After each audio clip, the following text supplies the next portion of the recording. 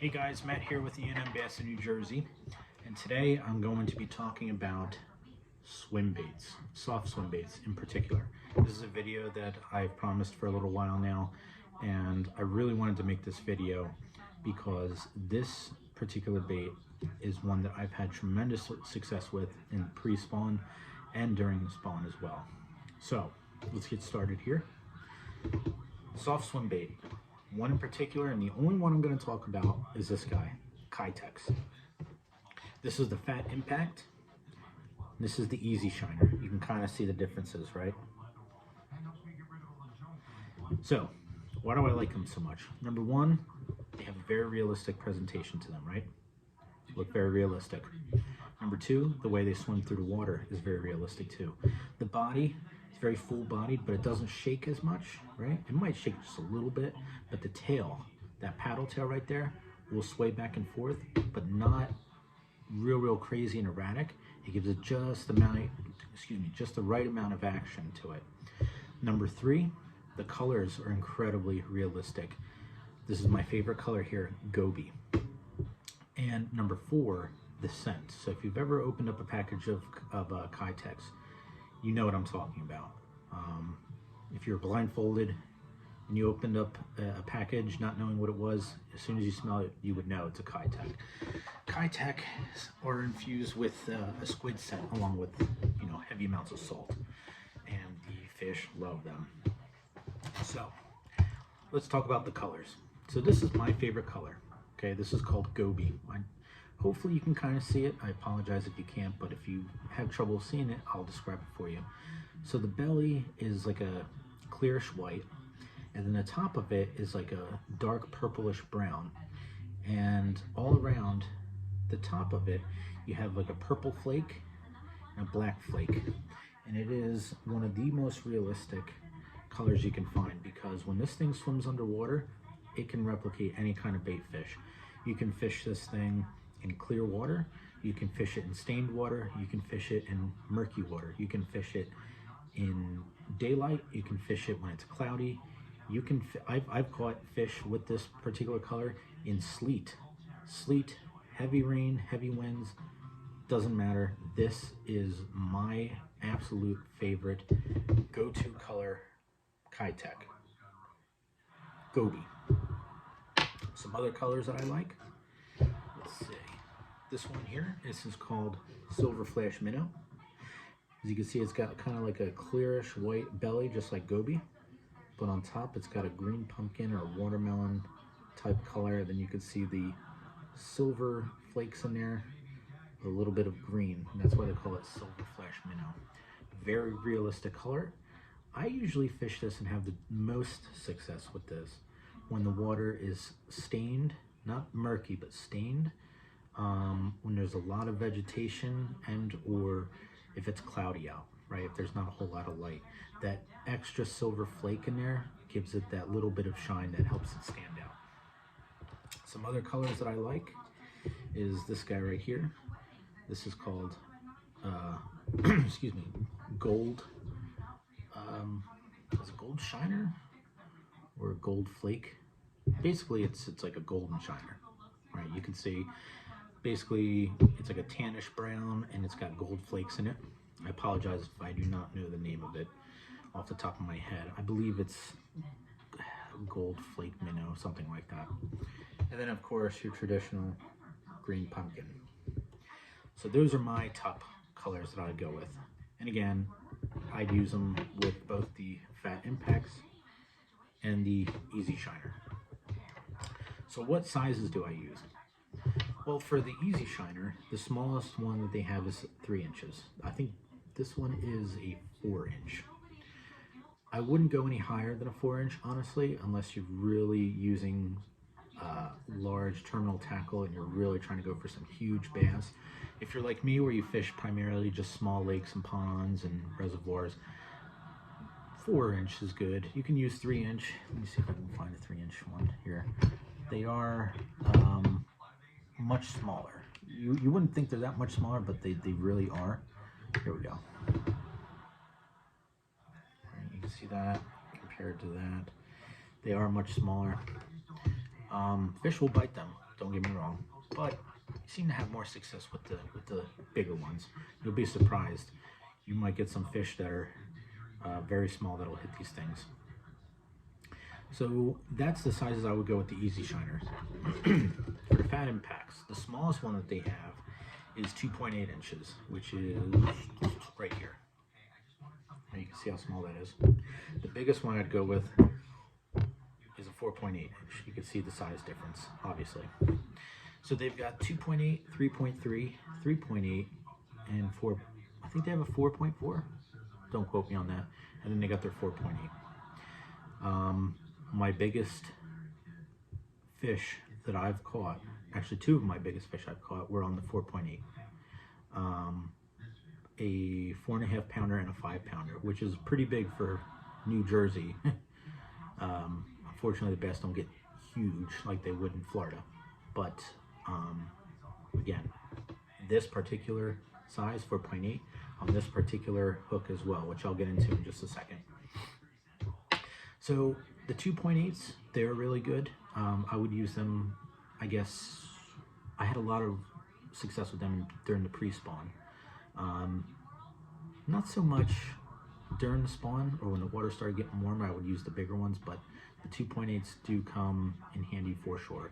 I would keep a different, you know, a couple different sizes just in case, you know, just to try them out. So let's talk terminal tackle. So one of the pieces of terminal tackle that I love using in pre-spawn before all the vegetation starts growing, right? All your grass, your lilies, all that good stuff is this guy. And this is by Kitech.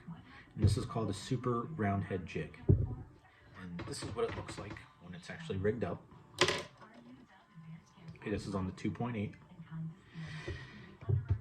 Excuse me, this is 1/16 ounce, and it's a 2/0 hook. Or I'm sorry, this is a 1/0 hook. I'm sorry. So 1/16 ounce 1/0 hook. The hook is obviously exposed.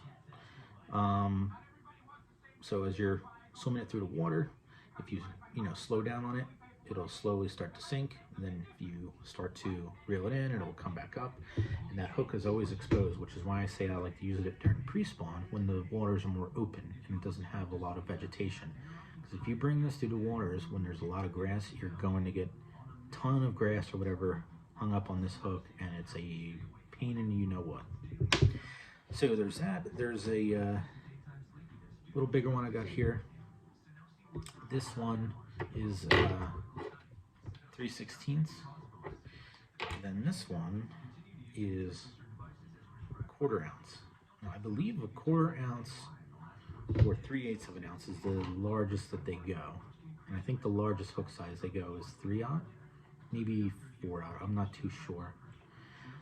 The number one size hook I usually keep is a 2/0, just because you can use them with the smallest Kitech, the 2.8. It might be a little much, but you can typically get away with it. And the 2/0 you can use for sure on the 3.3s and 3.8s. They work tremendously well. I like using the 1/16 and the 1/8 ounce the most, just because I want that slow fall. Should I, choose to stop reeling it in, I'll only use the heavier ones if I'm fishing deep waters, obviously, because I want that bait to get down to the bottom as quickly as possible. So another piece of terminal tackle is this guy right here. This is a Twistlock Weighted swim bait hook, right? And this is what it looks like rigged up, right? I showed you this guy earlier. This guy is literally weedless. When I say it's weedless, I mean it is weedless. I've fished this thing through the thickest grass I could find, through the thickest amount of lilies I can find. Algae, this bait will come up looking just like this. It is perfect. Perfect, perfect, perfect. So if you can, I would definitely recommend these Twistlock Weighted swim bait hooks. They come in handy for sure. And you can see the hook is not exposed, so it's not going to get caught, but if you should catch a fish, it's very easy for that hook to protrude out right there. And then my third favorite rig is the underspin. Okay, Again, it's just a swim bait hook, weighted swim bait hook with a blade at the bottom, as you can see. And this is gold color Colorado blade. This is what it looks like rigged up. You know, you can buy these with a silver color blade. I choose not to get silver, I choose to get gold, mainly because, I'll be honest, I really don't have a lot of success with silver in southern New Jersey. I really have the best success with gold, and that goes for both, or I shouldn't say both, that goes for all bladed lures, whether it be underspins, spinner baits, inline spinners, chatterbaits, and any kind of lure. So jerk baits, swim baits, you name it, anything gold, I will use it. I've had great success off of it. And now we'll talk about how do you fish them. Simple retrieve, right? What I usually do is I'll fan cast, which means I'll start from one end, just start casting out like a fan oscillates. I'll just do simple retrieve, slow. I'm not burning it through the water real fast like I would a crankbait. Just a slow retrieve. See how that does? If I don't get anything with that, then what I'll do is I'll cast it out, do the same thing, a gradual retrieve, but every once in a while I'll give a slight little jerk to the rod tip. What that does is add a little bit of erotic action to that bait as it's coming through the water, right? It makes it look erratic. If that doesn't work, or if I want to change it up a little bit, what I can do is, as I'm reeling it in, you can also give real quick cranks, right? That'll also make it look erratic. And I'll also, as I'm doing that, I'll stop. So it gives that erotic action, and then all of a sudden it'll start to slowly fall. Then I'll pick it up again. So gives it more action. And then another technique I like to do is just let it bounce. So kind of like what you would, the technique you would use with a blade bait or a lipless crank, right? You cast it out, let it fall to the bottom, wait, take your rod tip, lift it up slightly, then let that bait fall. And just reel in the slack and keep doing that. You'll get catches with that as well. That I've had that technique work very well early spring. I only use these rigs on my finesse fishing rods, mainly because they are light tackle. For me, my rule of thumb is if it's a 1/4 ounce or smaller, it goes on a spinning rod. If it's any bigger than that, you can use it on a bait caster. A bait caster is more power fishing, whereas a spinning rod, excuse me, it's more finesse fish. So I will put that on my spinning rod. You can check out our Facebook video where I showed you my gear on my finesse rod over here, which is my Shimano Zodius with my Shimano Stratic CI4. I typically use 10-pound braid with a 8-pound fluoro leader, and it works tremendously well. Honestly guys, that's about it. I try to make these videos as short and simple as possible. I try to give you guys the most amount of info as possible within that short amount of time. So again, Kitex. They sell them at Dick's. Lots of colors there at Dick's. I get the majority of mine from Tackle Warehouse. Find them online anywhere. I'm telling you, Kitex are phenomenal. Again, fat impacts, easy shiners. Check them out. Again, check out the super round jig heads, the weighted swim bait hooks with the Twistlock, and underspins. So that's it, guys. If you guys have any more questions, recommendations, anything, be sure to comment either on this video or on our Facebook, Instagram, wherever. And be sure to like and subscribe if you like what you see. And also please be sure to tell your friends to subscribe as well. Thanks guys, and I'll see you on the next one.